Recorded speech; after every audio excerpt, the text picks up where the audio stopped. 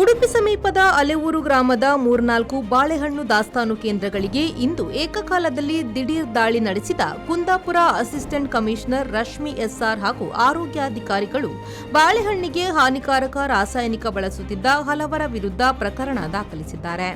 ಗುರುವಾರ ಮುಂಜಾನೆ ಕೆಸ್ತೂರು ಹಾಗೂ ಮಣಿಪಾಲ ಸಮೀಪದ ದುಗ್ಗಿ ಪರಿಸರದಲ್ಲಿ ಬಾಳೆಹಣ್ಣು ರಕಂ ವ್ಯಾಪಾರಸ್ಥರು ಹಾಗೂ ದಾಸ್ತಾನುದಾರರ ಗೋದಾಮುಗಳಿಗೆ ದಾಳಿ ನಡೆಸಿದ ಅಧಿಕಾರಿಗಳು ಬಾಳೆಹಣ್ಣಿಗೆ ಬಳಸುತ್ತಿದ್ದ ಆರೋಗ್ಯಕ್ಕೆ ಹಾನಿಕಾರಕ ರಾಸಾಯನಿಕಗಳು, ಕೃತಕ ಬಣ್ಣ ನೀಡುವ ರಾಸಾಯನಿಕಗಳು, ಅದನ್ನು ಬಳಸಲು ಉಪಯೋಗಿಸುವ ಪರಿಕರಗಳನ್ನು ವಶಪಡಿಸಿಕೊಂಡು ಆರೋಪಿಗಳ ವಿರುದ್ಧ ಪ್ರಕರಣ ದಾಖಲಿಸಿಕೊಂಡಿದ್ದಾರೆ.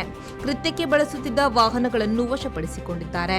ಈ ಬಗ್ಗೆ ಬಾಳೆಹಣ್ಣು ವ್ಯಾಪಾರಿ ಮಹಿಳೆಯೊಬ್ಬರು ಮಾಧ್ಯಮಕ್ಕೆ ಪ್ರತಿಕ್ರಿಯೆ ನೀಡಿ 10 ವರ್ಷಗಳಿಂದ ನಾವು ಈ ವ್ಯಾಪಾರವನ್ನು ನಡೆಸುತ್ತಿದ್ದು ನಮ್ಮಲ್ಲಿ ಯಾವುದೇ ರೀತಿಯ ರಾಸಾಯನಿಕಗಳನ್ನು ಬಳಸಲಾಗುತ್ತಿಲ್ಲ ಎಂದಿದ್ದಾರೆ.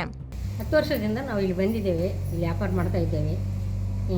ಉಡುಪಿಯಲ್ಲಿ ನಾವು ಇದು ಒಂದು ಬಾಳೆಹಣ್ಣು ವ್ಯಾಪಾರ ಒಂದು ನಾವು ಇಟ್ಕೊಂಡಿದ್ದೇವೆ. ದೇವರಿಗೆ ಕೃಷ್ಣನೇ ನಮ್ಮನ್ನು ಕರ್ಕೊಂಬಂದು ಇಲ್ಲಿ ಬಿಟ್ಟಿರ್ಬೋದು. ನಾವು 2 ರೊಬ್ಬೆ ರೂಮ್ ಮಾಡಿದ್ದೇವೆ. ನಮಗೆ ಬರೋದು ದಿವಸ ಒಂದು ಲೋಡು. ಹಬ್ಬ ಉಣಿಗೆ ಮಾತ್ರ ಲೋಡ್ ಬರ್ತದೆ. ಜಾಸ್ತಿ ಮಾಲ್ ಬೇಕಲ್ಲ, ಸೇಲ್ ಆಗುತ್ತಲ್ಲ, ಹಬ್ಬ ಉಣಿಗೆ ಮಾತ್ರ ಬರ್ತದೆ. ಅವಾಗ ದುಡ್ಡು ಬೇಕಾಗುತ್ತೆ. ನಾವು ಏನಾರು ವ್ಯವಸ್ಥೆ ಮಾಡಿ ತಂದಾಕಿ ಮತ್ತೆ ದುಡ್ದು ವರ್ಷಕ್ಕೊಂದು 2-3 ಲಕ್ಷ ತೀರ್ಸ್ಕೊಂತ ನಾವು ಜೀವನ ಮಾಡ್ತಾ ಇದ್ದೇವೆ.